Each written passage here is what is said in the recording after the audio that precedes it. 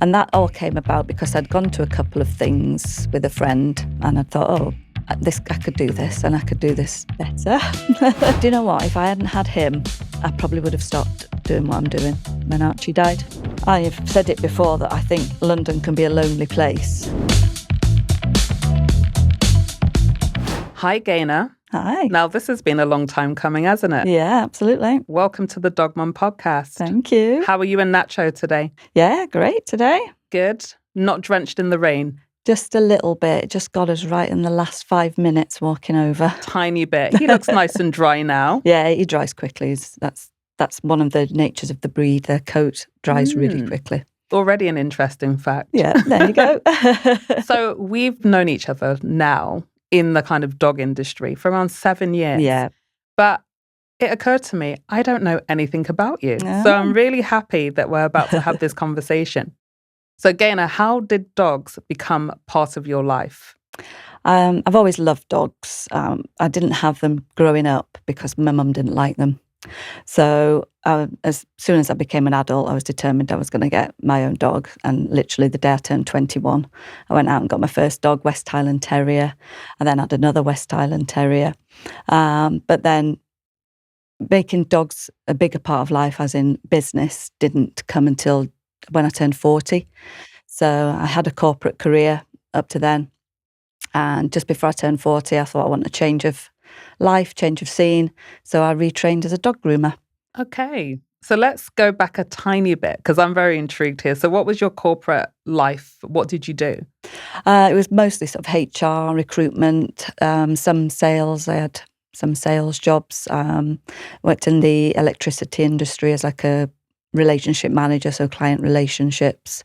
So yeah, quite mixed, but probably the biggest part of it was the HR recruitment side. Okay, interesting. So what was it when you were a child that you were determined to get a dog? Did you see dogs on the street? Did you just find dogs fascinating? Yeah, I think it was mostly a friend, like my best friend at school. She had a dog and we used to spend a lot of time at her house. Her mum didn't work, so when we finished school, we'd go there because my parents worked all the time.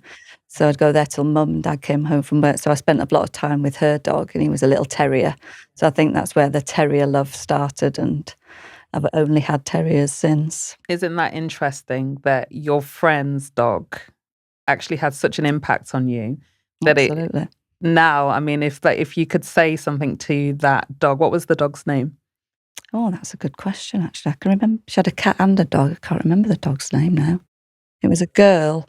Yeah, the little Jack Russell girl. This is 1984 we're talking about. Yeah, really. a long time Just ago. a long time ago. Yeah. So in terms of that connection that you had and just the lasting impact of it, just again shows how powerful dogs are and that impression and that love. And what was it about the dog that you connected with? Just the character. I think that's why I love terriers. The character, they were quite bit naughty, bit mischievous, used to terrorise the cat. I've never been as big a cat fan as I am dogs, so I find that quite funny. Sorry, cat owners, if you're watching this. I do stop him terrorising cats, I must admit. But yeah, it was just that character. She was really funny. I've only ever had boy dogs, so you know what dog owners are like. They tend to call every dog a he if they've had boy dogs and vice versa. But yeah, it was definitely a girl. But yeah, she was really funny. Made an impact on you. Yeah, absolutely. So you leave your corporate job in HR and you decide to train as a dog groomer. Tell me about that. Yeah, it was one of those sort of life-changing moments when you're coming up to 40 and you think, right, now's the time if I'm going to do something before I get too much older. And I spent a good we'd not long moved to London and I'd had a few just temporary jobs in London. We'd moved down from Gloucestershire. So I had a bit of time and space to think leading up to being 40. So yeah, I took a few months and sort of thought, well, if I'm going to do something on my own, I want it to be something I love. And that was the first thing that came to mind. Right at that point in time, we didn't have a dog because we'd both got, we had sort of jobs. Stu, my partner's got a full-time job all the time, but I had little gaps. But my Westie had gone to live with my parents because they retired to the coast. So I just saw him when I saw them, basically. So at that point, I was like, I want dogs back in my life. And it was actually my dad, because they were taking the Westie Barney to be groomed where they lived. And he said, oh, that seems like quite a nice business to have, quite a nice lifestyle that the groomer has. This was a groomer that did it from home, which I wasn't in a position to do. So that was the light bulb moment. I was like, I'm going to look into it. It wasn't the easiest of journeys, I'll be honest with you. Yeah, we both know this. For sure. Yeah, not the easiest of journeys, not the easiest of jobs. Yes. But the training aspect of it was not easy, because you can do a lot of grooming courses at sort of salons that offer it, and Pets at Home, they offer they've got like a grooming school, which is in Cheshire somewhere. But those courses, I did a couple of them, and they're not long enough, really, I don't think, to give you to leave there saying, you might have a certificate saying you've passed, but to leave there saying you're a dog groomer. Now I'm sort of, a 15-year dog groomer under my belt. I can say for sure that is not enough experience to do like a 4-week course and say you're a dog groomer. The only way you can become a dog groomer is through doing it and through practice and seeing all the different breeds and as many dogs as you can. Because there's one thing learning how to groom on a very well-temperamented dog.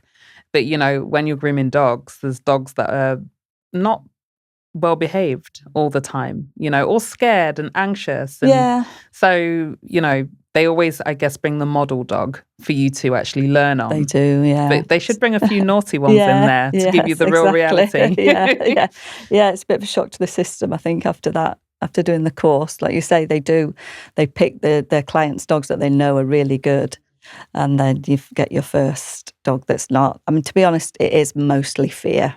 That is, they're not. And that's the case with dogs generally, isn't it? You can't say the dogs are mean and nasty. There's a reason for behaviour like that, and I can say with all honesty that no dog likes being groomed and being at the groomers. And that's I think that should be advertised more by groomers, really, and they should be more honest with their clients. More transparency. More transparent, because they leave the dogs there sometimes, and I've had all sorts of comments like, "Oh, you'll have a lovely time. They love it. You're having a day at the spa," and it's like, that is not how the dogs see it at all. No, this is not a treat. I've had owners bring their dogs in on the dog's birthday. Oh, I thought we'd give him a birthday treat. And I'm thinking, the dog hates you right now. Yeah, prefer a walk in the park. Yeah. So you've gone from HR as a career in HR, corporate career. Then you're a dog groomer. What were some of the highs and lows of being a dog groomer? Managing expectations of the owners, basically. I felt I was in a good position because I'd had, 20 years career corporate, and I'd dealt with lots of people. So I was able to be a people person as well. And because at the end of the day, that's who you need to deal with. There are a lot of groomers that go into it from school. And because they love dogs, and then they've chosen a career with dogs because they don't particularly like people, and they want to work with dogs. But then they have to realise that it's the owner of the dog that's paying, and you do have to have a good relationship with them too. So I had good customer service skills, but it was just so different to the skills I'd had to use with people before. So a lot more emotion involved. Because these are people's children. Yeah, ultimately, exactly. they're doggy children. Yeah, and just like with any parent, nothing's good enough sometimes. That's right. Yeah. So I'm managing the expectations of we want the dog to look like this. You hear hairdressers saying that customers came in and said, I want to look like Jennifer Aniston. Yeah. There's only so much we can do. Yeah. You just don't have that hair. Yeah. And it's the same with dogs. Like, we're not magicians here, are we? No, and yeah, it's. I'd really love to. I've tried a couple of times to look at how we can educate dog owners into what the dogs actually go through as part of a groom. It's difficult because we don't really want. No groomer wants the owner to be present while you're doing it, and that's purely because the dog is more anxious when the owner's there, because they just want to get to them, and they're like, "Take me away from here." And yeah, so it does makes life a bit more difficult, but it would be good somehow to let them know some of the things they can do. So it's something I'm looking into at the moment, into educating dog owners, some things you can do at home, some part of the training. When you get a puppy, start obviously as soon as you can. We've always said to dog owners, get the dog used to a groomers as young as possible. Yeah. I think it's dog parent education is something that really lacks in general. There's not enough people focusing on that. And I know that everyone thinks that they're all experts, and it's hard to tell, just like any parent, But I do think just things like I've even found, simple things like if a dog is like pushing their butt across the floor, they need their anal glands emptying. I know that because I do the research. I'm in the industry. It's a bit different, and I know vets as well. However, the average person actually doesn't know that. No, I know. It's education is absolutely key. They don't know the impact of a matted dog. Oh yeah. Yeah, what that actually has on the dog. It could be on the dog's death. well-being. Yeah. They can die if they're too matted. So grooming. So the highs of grooming? The highs are just the amount of time you spend with dogs, really. And you do get to build a good client relationship, and you get some, clients that are your favourites. And because I was a dog groomer for 15 years, I had clients, the dogs, the whole life. So I had clients where they came to me as a puppy. Yeah, it's really nice watching them grow. Yeah. Yeah, so that side of it made it difficult to leave.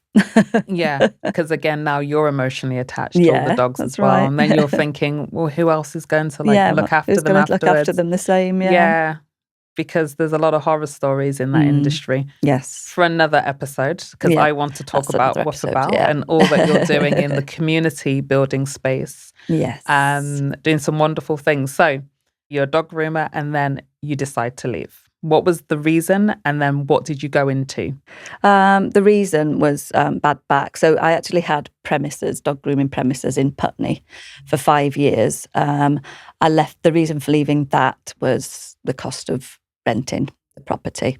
So then I carried on for another 10 years. A very good friend of mine built a pod in her garden in Putney, because where I lived, I didn't have the option of doing that.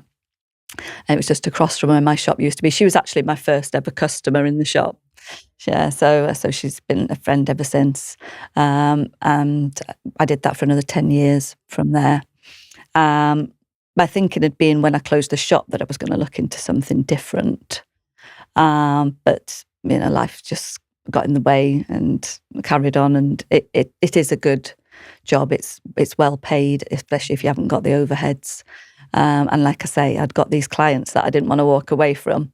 So it took me a good few years to build up the courage to do that. But in the last couple of years, the pain in my back just got unmanageable. Yeah. So I knew it was time. Yeah.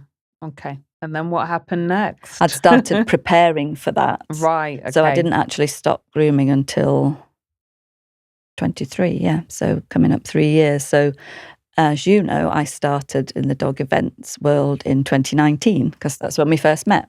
Right. So you just started then? So I'd only just started then, Our first one was January 2019. Okay. In Neverland, Fulham. It's like an après-Christmas event. And that all came about because I'd gone to a couple of things with a friend. And I thought, I could do this, and I could do this better. It's always the words that come out of the mouth. Yeah. I felt like I could. It was different. It was at a restaurant, the M restaurants used to do that 6-legged. It was one of those. So it was completely different. I wasn't obviously thinking about doing it in restaurants. I didn't have a restaurant. But I thought I could do something with this. One of the things that sparked me off with it was when I had my shop in Putney, I only stocked small independent pet companies' products, even the food. So Lily's Kitchen had just started when I had my shop in 2010. So they were like a small brand, and I stocked their food, and it was just all independent companies, lovely little collar makers and treat makers. So one of the things I thought when I thought about doing an event was carrying on that, of supporting small pet companies, giving them an audience in London face to face, because most of them only had an online presence. So that was the biggest sort of spark for me, was to be able to continue doing that. So when I thought about the events, I thought I'd really like it to involve the brands, the independent brands, because that's something that is very clear in what you do, is that you champion and support independent brands, and you've had the markets, and that seems to be like a constant with the events that you do. So at what point did you decide, I want to make this actually a real career, and I want to really focus on creating dog events across London? I think it was after the first Chelsea Dog Day, which was 22.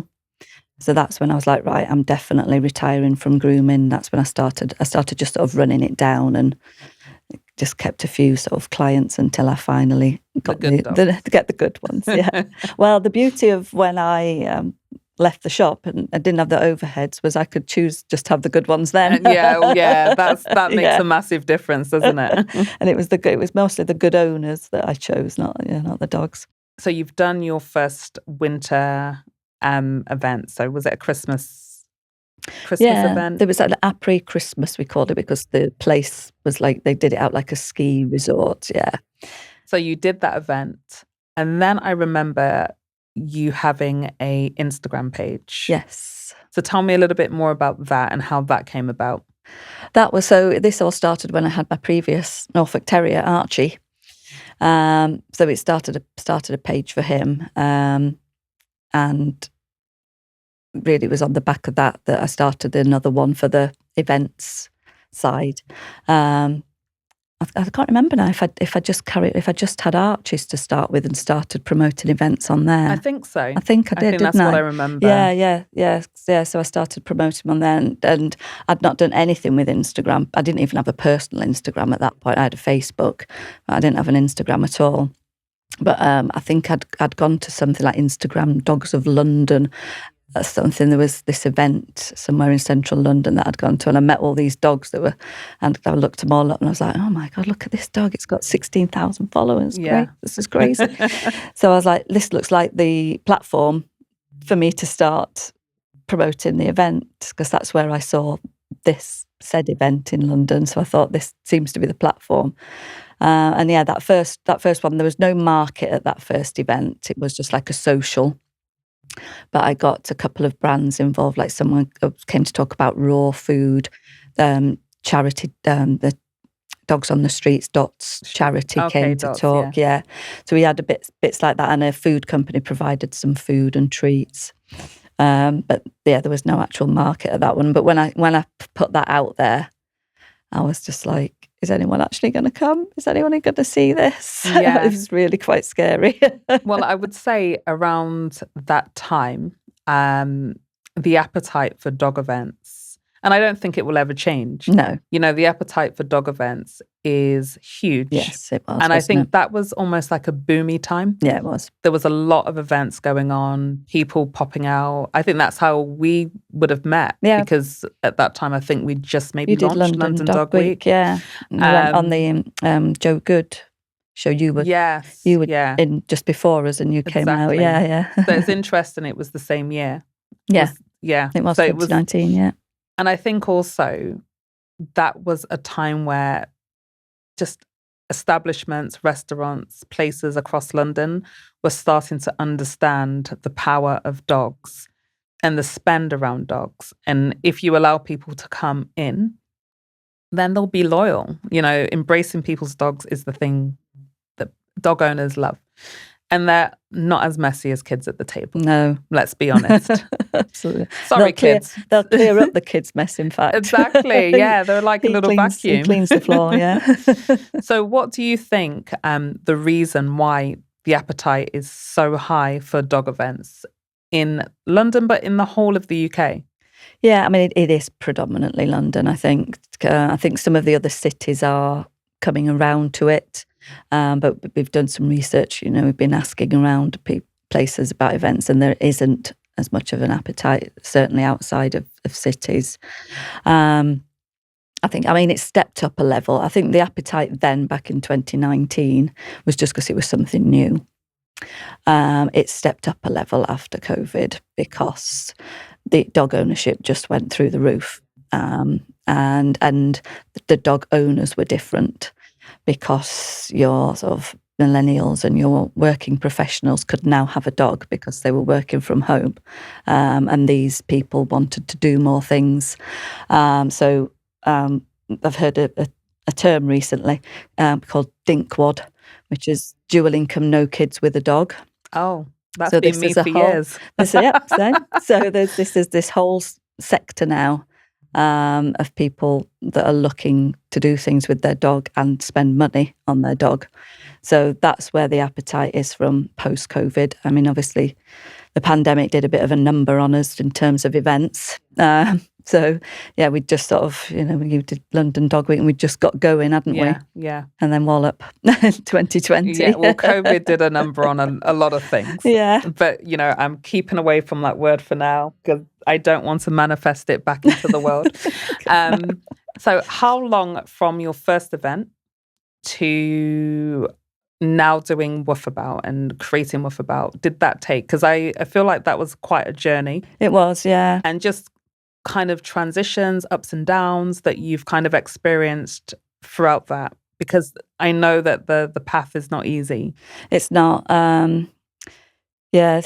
Working with other people, because when I was on the Joe Good show, I was partnering with someone, and I've worked with a couple of other people trying to make it work, and that I found that difficult. And hands up, it's probably me, because I just want to be in control of things. I've always thought I felt a few times it was a good idea that, to put heads together with someone else, and then always came back to I'm better off on my own. Currently, my business partner only works to help me with events, really. So the majority of it is mine, and she is my cousin. Yeah. So it's a completely different Family relationship. business. Yeah, I do love that. So she's based in Sheffield, so not in London. And we were looking to sort of increase what we did, which we can come on to. But back to the events journey,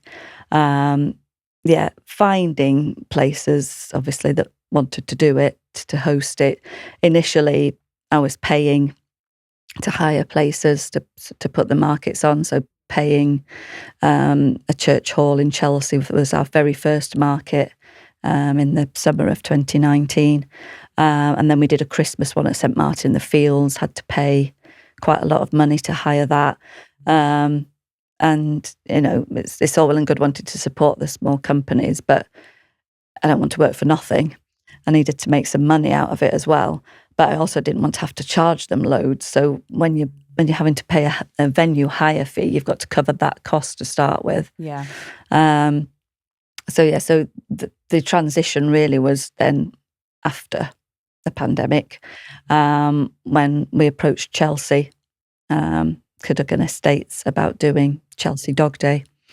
So that was the start of a high, because that was a great success. Its first one in 2022, which led us on to the Big Woof in King's Cross, because I pitched that exact idea to them. I sort of spotted that area as this is a good area to do something. So that's where the main two events that we do. But it's a constant journey, to be honest with you. So obviously you've started as almost a social club. Yeah. And now Woofabout is very much about bringing dog parents together, but at the same time, it's blending the market, the independent brands as well. Do things feel different now in terms, and do you feel like the connection's still there between dog owners that you once had maybe in the social setting? Yeah, I think it's definitely changed. I think it's just grown, really. I think the groups, but one of the biggest things I was always proud of our events was the friendships that it curated. Yeah. I know many dog owners now in London that have got friends for life that they met at our events. And I, too, have a mutual friend, Belle, who carries on being a friend even though she no longer lives in the country. She's both of our friends. She's both of our friends. We love Belle. Yeah. Shout out to Belle. Shout out to Belle. And the bears. Going to see her again in October. Oh, nice. Yeah, so I've been over once, going again in October. But yeah, so those friendships, that's one of the things I was proudest of, apart from supporting the smaller companies. But we did, some social events as well. It wasn't all about the markets. That was the thing I was most proud of. But those groups seem to, I don't know, they just felt smaller to me. They now feel really big. And I think there's a lot of groups around breed groups now. Right. That wasn't so big then when we first started the events. And so they obviously can be huge depending on the breed. Yeah, it's very breed specific. Yeah, the doodles particularly, obviously there's millions of them. We love a doodle, but you're overtaking the world. Yeah. It's time for the terriers. Is it terrier time? You can start a terrier group. Terrier revolution. So what have been some of the most memorable connections that you've seen happen or heard of because of your, connectivity with dog parents that you feel like, wow, this was amazing? Yeah, well, absolutely loads, to be honest with you. And yeah, like I say, my own friendship with Belle. I know Belle because she'd not long moved to the UK when she came to our first event, the one in Fulham. And I think she met, I could think about 3 or 4 people there that she's become lifelong friends with, that whenever she comes back, they're the few people that she catches up with. There's no one else. She worked here, she had a job here. She doesn't meet those people. She meets the dog people. Yeah, good point. Yeah, and she said it was absolutely essential for her to integrate into a community coming from another country like that. And it really helped. And I've said it before that I think London can be a lonely place. It's full of people, but can be a lonely place. If you don't find your people and you don't find your community, it can become very isolating. Yeah. And one of the things that started my whole journey off with Archie was that I noticed on the tube, for example, it's the only time anybody would make any sort of eye contact with you or engage with you at all, as if the dog was with you. And when I had my place in Putney, if I walked down Putney High Street on my own, I'd see customers of mine walk straight past me because I didn't have the dog with me. They didn't recognise me. This since losing Chubbs, I've noticed that so much. And then I go to braids instead of an afro. I'm unrecognisable now. Yes. But the afro will be back. Chubbs always preferred my afro. Oh, so good. I'll have it back for him very soon. But how do you feel the dog scene and even like dog-friendly places have changed in London over the last 10 years? Oh, massively. Absolutely massively. We always took Archie with us wherever we could. But that would be a pub. That would be about our limit, to be honest, when we first got him. So we got him in 2010. And yeah, the local pub, and then a couple of cafes opened in Putney, coffee shops that became dog-friendly. But yeah, it was difficult to find somewhere. Yeah, I remember those days of just pubs, dog-friendly pubs only. And I remember that was one of the drivers for London Dog Week as well. Like, there's got to be more to just pubs. Absolutely. I want a salad. I don't want another battered fish and chips. Yeah, Like, pie. can I have something healthy and take my dog with Yeah. me? So no, it's massively changed, and yeah, it really has. And it's changed so much so that in those first few years when we had Archie, we would be like constantly like, oh, can the dog come in, and can the dog do this? That now we just walk in everywhere, shops and everything. We just walk in and wait to be told otherwise. Assume first now and get booted it's out after. Completely reversed. Yeah. I mean, we know supermarkets aren't going to be, so you don't push your luck there. But I've pushed it. Have you? I did. I have seen some in there being carried, actually. I have. I actually spoke to the head office at Sainsbury's. Yeah. And at my local Sainsbury's, they gave me authorization to bring Chubby in. So we were local Sainsbury's shopping. I won't say which one it is. I don't. Yeah, so supermarkets, especially if you have a dog and a pram. Yeah. That's an easy way to get your dog in. Yeah, actually. I can't see why that's why that's not? a problem. Yeah, exactly. What have been the biggest highs and lows of Big Woof to date? Big Woof or Woofabout? Big Woof specifically. Oh yeah. Okay. So what's the difference? Big Woof is the event in King's Cross. Specifically, yeah. And Woofabout is the actual company. Yeah. So we went through a couple of name changes. We were Four-Legged Social Club to start with, and then Woofabout. I've only changed it to Woofabout in 2 years ago, in 2024. So Four-Legged moved to Woofabout. To Woofabout, yeah. Yeah, because we wanted to just get rid of the social club bit to make it obvious that that's not all we're about is events, because the website, it has its own business, if you like, and that also supports the independent companies and much more. We're looking to make that a much more useful resource for all dog owners. So what have been then, in terms of the King's Cross event, which I'm assuming will be more of an annual event that you do? Yeah, in September. So what have been the highs and lows? The high has got to be how incredibly successful it's been every year. It's always, no matter where the event takes place or who's involved, the first one is always terrifying that no one's actually going to turn up. And from the very first one, we could see this was going to be a huge success.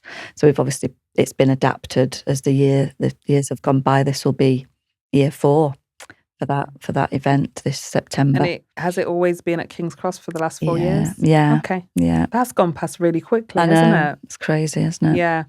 But the lows, there aren't many. There aren't many lows. It's hard work, but what isn't? If you want something to be good, you've got to work hard at it, haven't you? It's hard. It's hard physically as well. I think that's probably the biggest low for me.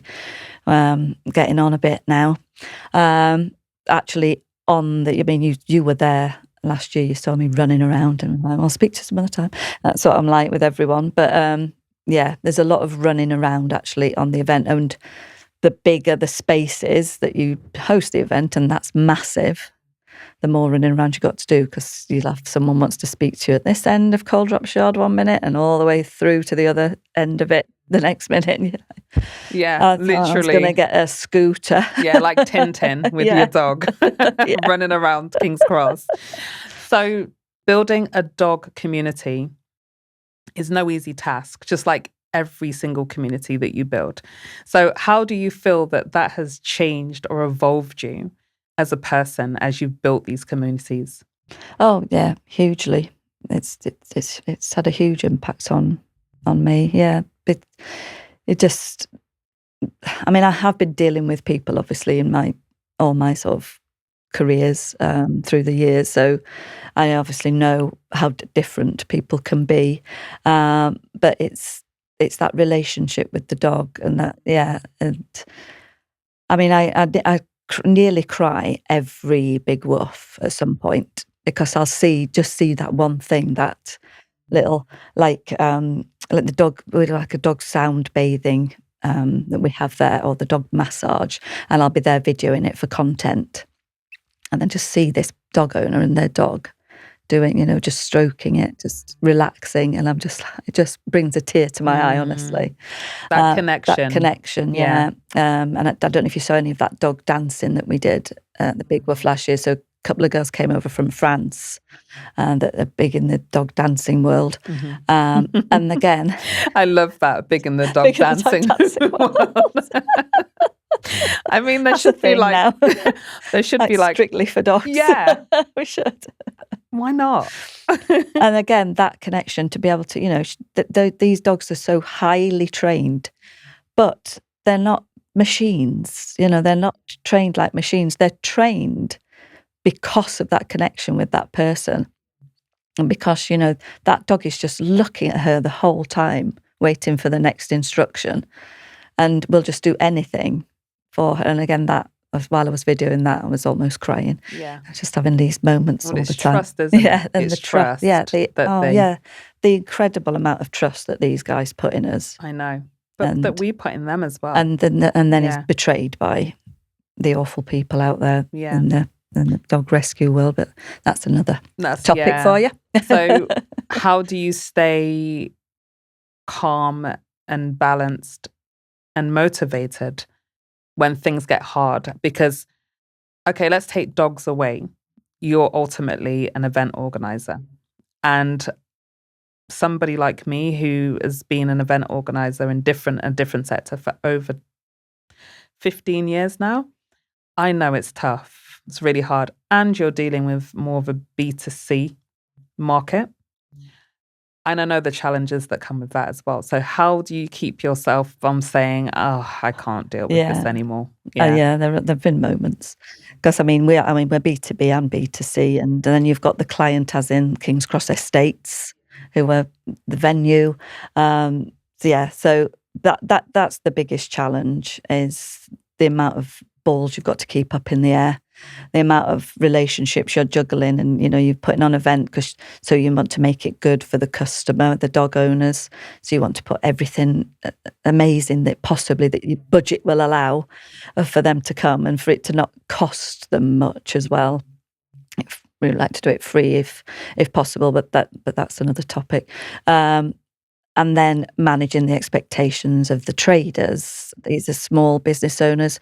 They are mostly woman-ran businesses. You're not dealing with big corporate companies here. You're dealing with someone whose business is their baby, as well as their dog is their baby.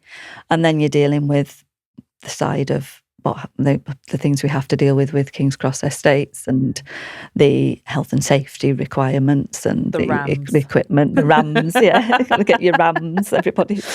Rams. I know. So sometimes, if there's a day when all of that comes a bit much, I'm like, what am I doing here? I could have a much easier life than this, I'm sure. Yeah, exactly. I think it's balancing, isn't it? Dog parents, corporate company, like a corporate partner, and then also the opposite to a corporate partner is the independence. So it's a tough one.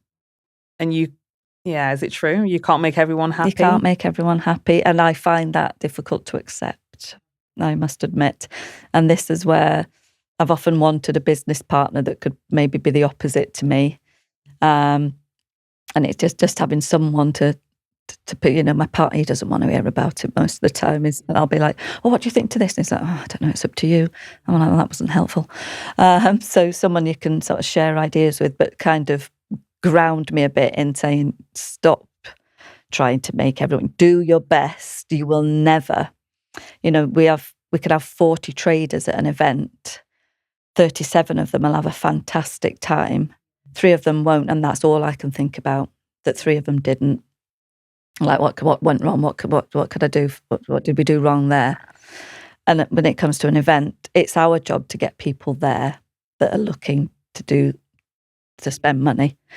As has been rightly pointed out to me, that's our job. Yeah, it's their job to sell their own products. Once the people get there, and so I can't take on that burden, but that's kind of what happens. And people are always looking for something else to blame, aren't they, as well? They say, the event wasn't very good. I'm like, I always say people are always looking for ways to be offended. Yeah. And honestly, you know, we've shared probably very similar, especially with London Dog Week. Yeah. You know, we've probably shared very similar experiences. Yes, we have. So we know without going into the detail how things can be sometimes. But my advice is you can only do so much and you will never going to please everyone. But talking about pleasing, what have been some of your biggest highlights running Woofabout? I think seeing the change into it starting from me just trying to get everything going, trying to get everyone interested, to now people actually approach us and practically beg us to be involved in our events, to be involved with us in some way. That's definitely, and that's what you strive for, isn't it? That you want to be wanted and needed in the community that you're trying to build. Yeah. This is an interesting one as well. I mean, from that first event, the ski one, to the Big Woof in King's Cross, is that like a 10-year journey? Or an 8-year? It's a 7, isn't it? Yeah. 7-year journey. 7-year journey, yeah. And it just shows that you just have to keep the persistence and the belief and the passion. Yeah. Just keep going is definitely Absolutely. one of those things. You can't do things like this overnight. And it bothers me when I see other companies starting things like this and they tried to, on the back of, I'm not going to say, we're like the one to copy, and there is plenty of room for everybody to do for competition. But when people want to just be as successful overnight, and they think we can just do that, and that does bother me, because you need to work hard and you do need to build that trust. And those companies do tend to fall a little bit foul of that, because they, the traders that will deal with them will say, there was nothing, then there's no trust there. I can see they're just in it to make a quick buck. Yeah. And well, there's the passionate ones like you and I that are like full on dog parents and not just in it because it's trendy. No, and exactly. I found the same. That people will get in contact and be like, "Oh, I'd like to collab," and I'm like, can I just know a little bit about you, first of all? It's like, no, it's put almost in the like graft. they've got the dog as well, just to start that. It's like, no. Okay. Yeah, it's and a little bit odd. They've picked the breed just to match the branding. Very weird. Yeah, very weird. So I've been to Big Woof. And that was mine and Chubby's last event together. I know. So thank you for creating that space for us, because he really had a good time and he was so happy to be there. And so was I. And so what can somebody expect coming to... So we've got the next Big Woof coming this September. It'll be in September again, yeah. Okay, what do people expect who've never been before? Well, there's always a full market of independent traders. That's grown and grown. So last year there was 40 different independent traders. Activity-wise, that kind of changes each year, because King's Cross like us to choose a theme. The theme this year is going to be music. So we'll bring the doggy dancers back and maybe get some more music and the arts, so sort of performance, which is a tricky one to try and fit into the dog world. But we'll definitely have that. We can obviously get we did a Christmas event back in King's Cross, and we hired a singer for that to do some Christmas crooning while everyone was shopping. So we can definitely get something like that. We were thinking maybe we can get some sort of dog stars of stage to come and give some sort of demonstration. But there's some sort of staples that we like to keep each year, because they're so popular. So anything involving photographing your dog, so pop-up photography studios, they're always so popular. And we always try and get some sort of installation that people can just take their own photos with as well. And then some on the wellness side, the sort of doggy yoga and sound bathing that I mentioned earlier and massage, they are hugely popular. We did a fashion show last year. Not sure whether that will fit into the theme this year, but that was really popular as well. Everybody wanted their dogs to be the models, and the models then showcased some of the dog fashion brands that were selling at the market as well. So there's usually something fun, like we've had a maze there before. We had a huge ball pit last year. I'm sure the dogs love that. Yeah, absolutely. So there's always something like fun interact. So it's not just shopping. No. We're not just saying come along and spend all your money. There is things to do. And those activities, I've touched on it earlier, that we try to keep them free. But we discovered in the first year that if you put everything for free, people book it. And because you have to book, because you have to know. Okay, numbers, and then don't turn up. Yeah. I'd agree. So we put a nominal, I think it was £5 we were charging, like to be in the sound bath, and then it all went to charity. It went to Broken Biscuits. So we raised over £1,000 for Broken Biscuits just from those £5 tickets. That's wonderful. Yeah. So I want to know a little bit more about you as a dog parent. And you've had 2 dogs. So Nacho's your second dog? Nacho's, our second, as a couple, like Stu and I, as a couple. Yeah. And then Archie. Archie, yeah. So I got Archie. So I opened my dog grooming place in Putney on Valentine's Day, actually, in 2010, and I got him in May of that year. So he grew up. His formative years, his first 5 years was in that shop with me every day. Yeah. So basically, it's like Archie and Chubbs had the similar life. Yeah, absolutely. Yeah. Out at work with mum. Yeah. Okay. And what was your relationship like with Archie? Oh God, yeah, it was phenomenal. Yeah. We'll try not to cry right now, hey. Yeah. Yeah. Like I say, they are quite a loyal. Well, no, they're a very loyal breed. They just want to be with their humans. That's all they want, and which is why we were trying to find places to take him, because we didn't like to leave him home alone. Hence why we ended up at the pub as our only places to eat, because that's where he could come with us. And we were lucky at that time because I had a few people close by that would have him for us going away and stuff. But mostly we just wanted to be with him, just wanted to be the gang of 3. And he was, he was my inspiration for everything that I've done since, because it was always thinking, oh, what would he like to do? I know what he would like to go. He would like to go to this dog party and meet some other dogs and have some food. Yeah. They're not called the 4-legged foodies for nothing. That's another trait of a Norfolk Terrier. They're very greedy. So we had him for nearly 15 years. And then we had an overlap of 4 years. We got Nacho in 2021. Yeah. It's very difficult losing a dog. Yeah, that's an understatement, isn't it? It is. It's heart-wrenching. Yeah, it's heart-wrenching. Unbelievably painful. Yeah. I mean, I'll be honest, before coming to the podcast today, I was at home crying. Mm-hmm. And I'm not surprised, because it's not been that long for you. No, it hasn't. And we just don't talk about grief enough. No. When it comes to pets. No. Well, not pets, our kids. We just don't talk about it enough. I said not long after it happened to someone who had got children, and I was like, I could not love that dog any more than you love your children. The love was exactly the same. So if anyone, I'm not in the world of people that say things like this now, because I'm surrounded by dog people. But if anyone says it's just a dog to me, lo and behold, yes, what follows. They're not invited to the Big Woof. Exactly. That's for sure. And it's a whole topic that you can it's cover with someone else it's that maybe won't cry. It's just, but the grief is hard.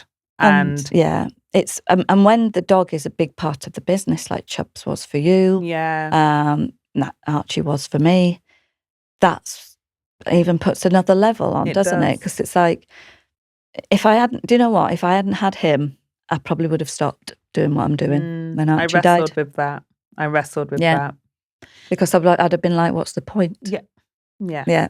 That's so how I felt. This little fella saved me for that. And I was really, I sort of pushed to get a second one. Stu was a bit reluctant. And when I first got him, I didn't bond with Nacho at all for the first. I mean, in reality, it was only about 3 weeks. It felt like ages, but I didn't bond with him because I suddenly felt really guilty about Archie, because Archie was really placid and lovely, and then in comes this little monster. And I thought, oh, what have I done here? You know, Archie was 11 at that point. I thought he's, you know, got 4 or 5 years left. He'd already been diagnosed with his heart condition then, so. And I thought, oh, now it's, you know, he's got to share me. And I felt absolutely gutted. And I think if in the first couple of weeks, if Stu had said she would give Nacho back, I would have said yeah. But then when it came to the end for Archie, it saved me having another dog. And I don't quite know what to do about it in future, because I did not enjoy being a 2-dog owner. I'm the same. Yeah. I prefer 1 dog. Yeah. And a boy dog. Yeah. Exactly the same. Yeah, because you had Tiny for a bit, didn't you? Yeah, I did. And it's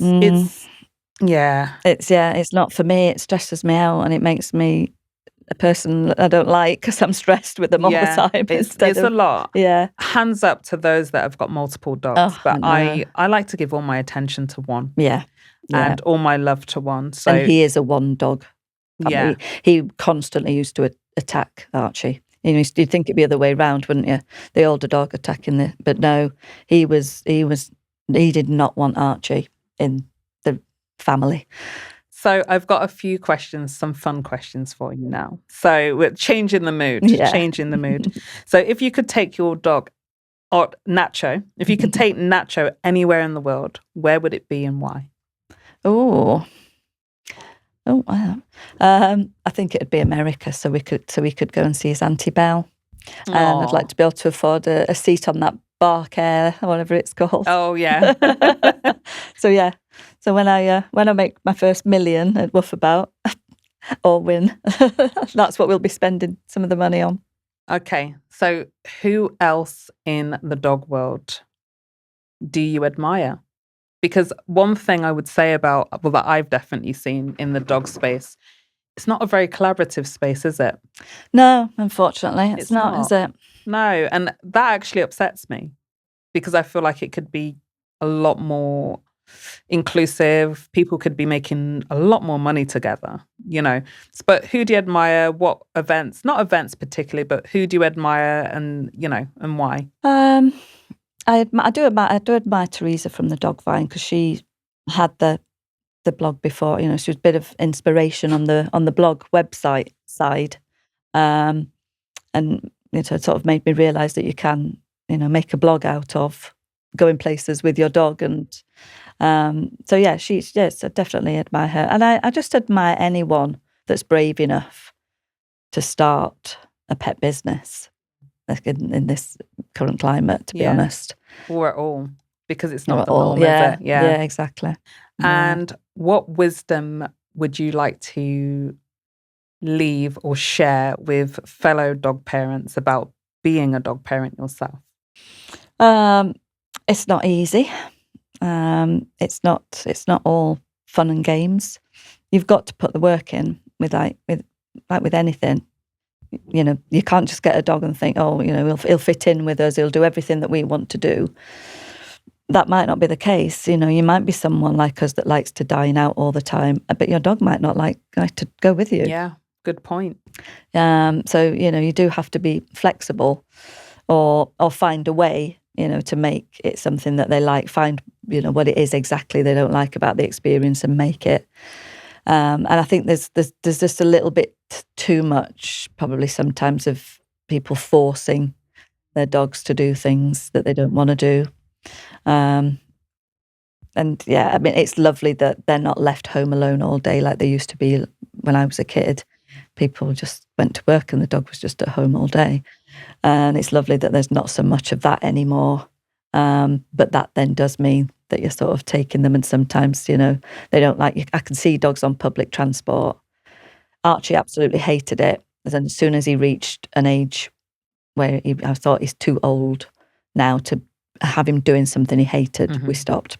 Okay, that's good. So it's basically saying, don't just assume they're going to love having a social life and really look at their needs and what they want as well. Look at that tail going, Nacho. It never stops And when he's awake. If you were to sum up just building a dog community in one word, what would that be for you?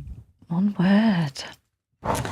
2. Tenacity. Oh, tenacity. I second that. Gaynor, this has been... Thank you so much. I will say pawsome just because he's like, Nacho's giving me a little pause up, Nach. Yes, yeah. It's good to learn more about you and your story, and I'm very, very happy that you're in a place that you're happy with as well, and all the hard work is paying off. So where can people find you if they want to attend events? The website, it's just Woofabout. .uk, and the Instagram is Woofabout as well, nice and simple. Yeah, so everything's advertised on both of those. And amazing. So everybody, let's woof about it. Woofing about town. And we'll put that in the show notes as well. But thank you so much, Gaynor and Nacho, for being such a good boy. Thanks for having us. And thanks for coming on the Dog Mum podcast. Thank you. Okay, thank you. Bye.